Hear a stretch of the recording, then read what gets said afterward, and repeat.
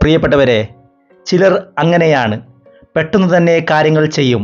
അങ്ങനെ ചെയ്യുന്നതുകൊണ്ട് വലിയ സമാധാനവും നന്മയും സമൂഹത്തിനുണ്ടാകും.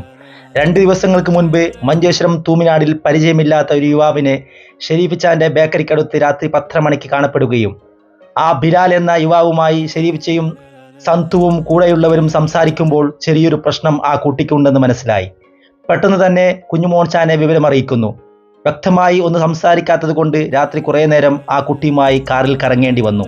അപ്പോഴാണ് മനസ്സിലാക്കുന്നത് ഉച്ചില മജൽ റെസിഡൻസി പാർട്ടി ഹാളിലേക്ക് കല്യാണത്തിന് വന്നതാണ് ഈ യുവാവ്. സ്ഥലത്തിൻ്റെ പേര് കൃത്യമായി പറയാത്തത് കൊണ്ട് അവസാനം മഞ്ചേശ്വരം പോലീസ് സ്റ്റേഷനിലേക്ക് കൊണ്ടുപോകുന്നു. പോലീസുമായി സംസാരിക്കുന്നതിനിടയിൽ കാഞ്ഞങ്ങാട് ഭാഗത്തു നിന്നും ഒരു യുവാവ് മിസ്സായി എന്നുള്ള മെസ്സേജ് പോലീസ് വാട്സപ്പ് ഗ്രൂപ്പിലാണ് വന്നത്.